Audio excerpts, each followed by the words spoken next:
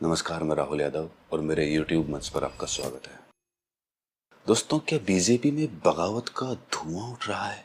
और पिछले कुछ दिनों से ये जो धुआं है ये घना होता जा रहा है और केंद्र में गुजरात लॉबी है। गुजरात लॉबी बोले तो मोदी और उनके चाणक्य अमित शाह। अब दोस्तों, आज की ही ब्रेकिंग न्यूज देख लीजिए। आज बीजेपी के भीतर से जो बड़ी खबर आ रही है वो राजस्थान से आ रही है। राजस्थान के senior cabinet minister Kirori Lal Meena, कई बार के विधायक, मुख्यमंत्री बनने का ख्वाब भी देख रहे थे। किरोड़ी लाल मीणा ने इस्तीफा दे दिया। Mister Meena has resigned. और राजस्थान में बीजेपी के भीतर हड़कंप मचा हुआ है। और हड़कंप इसलिए है कि राजस्थान की सबसे कद्दावर नेता वसुंधरा राजे पहले से ही तलवार उठा रखी है बगावत की। तो एक तरफ मीणा और साथ में वसुंधरा राजे। आप सोच सकते हैं कि बीजेपी राजस्थान के भीतर बगावत के धुएं का आलम क्या है। और अगर आप राजस्थान से उतरकर महाराष्ट्र को देखो तो महाराष्ट्र लॉबी में भी तलवारें खींची हुई हैं। और जो तलवारें खींची हुई थी, इन्हीं के दबाव में deputy chief minister Devendra Fadnavis को इस्तीफा देना पड़ा। यह अलग बात है कि मोदी जी ने फडणवीस जी का इस्तीफा स्वीकार नहीं किया। गुजरात में भी हाल अच्छे नहीं है। ये तो अलग बात है कि बीजेपी इस बार सिर्फ एक सीट हारी। जमीनी सच्चाई ये थी कि 4-5 सीटें बीजेपी के हाथ से निकल रही थी। और इसीलिए राहुल गांधी ने पार्लियामेंट में कहा बीजेपी वालों को कि इस बार गुजरात भी हराएंगे आपको ऑपोजिशन इंडिया गठबंधन गुजरात में हराने जा रहा है। गुजरात की हालत खराब है। हरियाणा में आप कह सकते हैं कि ऑल इज नॉट गुड, सब कुछ ठीक नहीं है बीजेपी में। और अगर आप दिल्ली लांग कर हरियाणा से उत्तर प्रदेश आते हैं, उत्तर प्रदेश में लखनऊ में तो सिर्फ एक ही चर्चा हो रही है कि क्या योगी आदित्यनाथ और अमित शाह के बीच जो कोल्ड वॉर चल रहा है, जो शीत युद्ध चल रहा है, वो हमेशा क्या बढ़ती ही चली जाएगी आगे भी। मंत्रिमंडल इसी युद्ध में, इसी शीत युद्ध में बटा हुआ है। विधायक बटे हुए हैं, नौकरशाही बटी हुई है।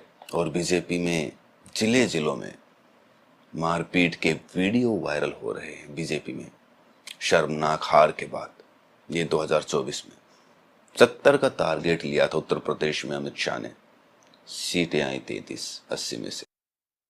और सबसे बड़ी बात, 4 जून को जब मोदी जी 240 पर अटक गए, 400 की बात कर रहे थे, जी हाँ, 240 पर जब अटक गए, उसके कुछ दिन बाद आरएसएस चीफ मोहन भागवत पहली बार उन्होंने जुबान खोली, कम से कम मोदी, शाह और बीजेपी के ऊपर टिप्पणी को लेकर। और इशारों में भागवत ने कहा, बयान दिया कि अहंकार सर्वनाश कर देती है। उनका यह कहना था कि जो सच्चे सेवक होते हैं वो अहंकार नहीं करते। यानी संकेत उन्होंने, मोहन भागवत ने यही दिया 10 साल में पहली बार कि अहंकार बीजेपी को इस चुनाव में ले डूबा। अब दोस्तों, आज का जो बड़ा सवाल है, द बिग क्वेश्चन, वो ये है कि मोदी और शाह, ये जो गुजरात लॉबी है, इन्होंने जो पिछले 10 सालों में जिस रुतबे से, जिस रौब से 10 साल हुकूमत की, क्या इस बार 240 पर अटक कर क्या मोदी जी चारों तरफ से, फ्रॉम ऑल साइड्स, मुसीबत से घिरे हुए हैं? एक तरफ दिक्कत यह है कि पहली बार मजबूत विपक्ष मोदी के सामने है। अगर आप संख्या बल देखेंगे लोकसभा में तो अच्छों के होश उड़ जाएंगे, क्योंकि एक जबरदस्त टक्कर, 15 आदमी 20 आदमी इधर से उधर गए और सरकार में कुछ भी हो सकता है, सरकार जा भी सकती है। मजबूत विपक्ष एक तरफ जो बहुत आक्रामक है। और अभी हाल ही में संसद में जिस तरह राहुल गांधी ने, जी हाँ, राहुल गांधी ने बीजेपी या फिर कहें कि मोदी जी को चारों तरफ से घेरा, चारों तरफ से शिकंजा कसा, और जिस तरह के सवालों की बौछार उन्होंने की, उसका सीधा सीधा जवाब राजनाथ जी नहीं दे पाए। 6 महीने की ट्रेनिंग देते हो, दूसरी तरफ चाइना के जवान को 5 साल की ट्रेनिंग मिलती है। राइफल लेकर उसके सामने खड़ा कर देते हो, उसके दिल में भय पैदा करते हो। एक जवान और दूसरे जवान के बीच में फूट डालते हो कि एक को पेंशन मिलेगी, एक को शहीद का दर्जा मिलेगा, दूसरे को नहीं मिलेगा, और फिर अपने आप को देशभक्त कहते हो। अब दोस्तों, अग्निवीर योजना पर जो सवाल राहुल गांधी ने बीजेपी के सामने संसद में रखे थे, उनका जवाब कहीं ना कहीं राजनाथ सिंह सीधे सीधे तौर पर देने में असमर्थ दिख रहे थे।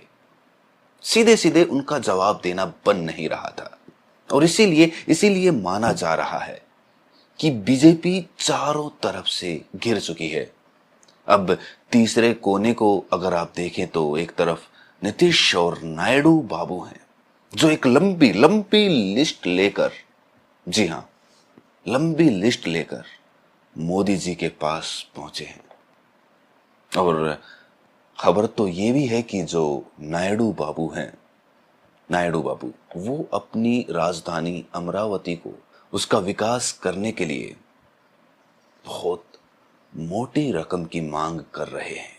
और बजट में अगर इतनी मोटी रकम उनको नहीं मिलती है तो वो कभी भी पाले के इस तरफ आ सकते हैं। और यही सबसे बड़ा खतरा बीजेपी पर मंडरा रहा है। एक तो मजबूत विपक्ष, दूसरी तरफ अपनी ही पार्टी में गृह युद्ध जो छिड़ा हुआ है, खासकर उत्तर प्रदेश में योगी और अमित शाह के बीच जो कोल्ड वॉर चल रही है, तीसरी तरफ राजस्थान, चौथी तरफ महाराष्ट्र में जिस तरह से बीजेपी की हार हुई, तो वाकई में मोदी और अमित शाह के लिए एक चिंता का विषय तो जरूर है। लेकिन इन सब से परे हटके अगर हम देखें द बिगेस्ट चैलेंज, एक जो सबसे बड़ा चैलेंज है, जो दिख नहीं रहा है, जो गोदी मीडिया दिखा नहीं रहा है, इनसाइड द हाउस, घर के भीतर से जो बगावत के धुएं की बात कर रहा था मैं, क्या मोदी जी के लिए सबसे बड़ी चुनौती पार्टी के भीतर से उभर रही है? क्या पार्टी के भीतर से उभर रही है? और अगर महाराष्ट्र का चुनाव, झारखंड का चुनाव, हरियाणा का चुनाव, ये जो विधानसभा के चुनाव होने जा रहे हैं 3 महीने बाद, अगर इसमें मोदी जी कहीं ना कहीं डगमगा जाएंगे तो उनकी नाव डगमगा जाएगी। तो ये जो भीतर की आग है, ये जो धुआं है, इसकी जो लपटें हैं, क्या वो दिल्ली दरबार तक पहुंच सकती हैं? और क्या मोदी जी के सामने एक बहुत बड़ा चैलेंज होगा? क्या उन पे मुसीबत आ सकती है? बाहर की चुनौती से आदमी निपट सकता है, लेकिन अगर भीतर से चुनौती आ जाए, तलवारें खिंच जाए भीतर, तो फिर क्या होगा? मोदी और शाह के आगे सबसे बड़ा चैलेंज यही है। और इसीलिए हर मंच पर वो राजनाथ जी को आगे कर रहे हैं, और ये दिखाने के लिए कि सिर्फ गुजरात लोग भी नहीं है, राजनाथ जी भी हैं, नड्डा जी भी हैं। नड्डा जी हिमाचल के हैं, राजनाथ जी उत्तर प्रदेश के हैं। ये मैसेज देने की कोशिश हो रही है कि 2 आदमी सिर्फ इस सरकार को नहीं चला रहे हैं, राजनाथ जी भी चला रहे हैं, नड्डा जी भी चला रहे हैं, कई और लोग हैं इस पार्टी में जो इस सरकार को चला रहे हैं। ये मैसेज दिया जा रहा है। लेकिन बड़ा सवाल, क्या अंदर का जो चैलेंज है उससे कैसे निपटा जाए? और इन सारी समस्याओं से ऊपर, जी हाँ, इन सारी समस्याओं से ऊपर भी एक और समस्या है जिसका कोई जिक्र नहीं है, गोदी मीडिया में कोई बातचीत नहीं है, और वो है हिंडनबर्ग रिपोर्ट। जी हाँ, अब तक भी हिंडनबर्ग रिपोर्ट ने पीछा नहीं छोड़ा है। और अब कहा जा रहा है कि जो हिंडनबर्ग और सेबी है, इन दोनों के बीच भी एक युद्ध छिड़ गया है। कहीं ना कहीं अब ये खुलासा होने जा रहा है कि जो सेबी वो सरकार के अंडर में ही काम कर रही है, उनके दबाव में है कहीं ना कहीं। और इसीलिए जो अडानी है वो 2 बार सेबी के ऑफिस में आ चुके हैं।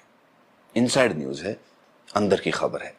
तो सबसे बड़ी समस्या तो ये है कि जो चारों तरफ से घेराबंदी की गई है, चारों तरफ से जो चारों खाने चित्त किया गया है, इससे उभर कर बीजेपी, या फिर कहें कि अमित शाह और मोदी कैसे उभर कर बाहर आ पाएंगे? क्या दोबारा से मैदान में आमने सामने की टक्कर में जीत पाएंगे? जो विधानसभा चुनाव अभी होने वाला है, उसमें सारा निर्णय हो जाएगा। सब फैसले हो जाएंगे और वहीं पर पता चल जाएगा कि क्या विपक्ष या फिर पार्टी के अपने लोग अमित शाह और मोदी को शिकस्त देने में या फिर उनको रिमूव करने में, उनको हटाने में कामयाब हो पाए। तो दोस्तों मिलते हैं अगली रिपोर्ट में, तब तक के लिए अपना ख्याल रखें।